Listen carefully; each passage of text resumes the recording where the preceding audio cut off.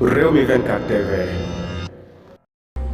bismillah dal leen ak jaamu ci xibaar vendredi 16 février 2024 mu mel ne polémique daal dinay jóg ci Khalifa Sall ak ñi nga xamante ne rek ñoom ñoo di waaye ex Pastef ginnaaw ba nga xamee ne rek moom mii di Khalifa Sall def na li nga xamante ne rek mooy ab déclaration am waaye mu mel ne day dànkaf di wax ne rek yi leen détenu yi nga xamante ne jamono yi ñi ngi leen di jox ab liberté mu doon libération boo xamante ne bu takkoo takku la ci détenu yi nga xamante ne rek ñoom ñoo nekkoon ca prison ba loolee waral Khalifa Sall tàllal di wax ne rek lan moo waral yile libération loolee nag tax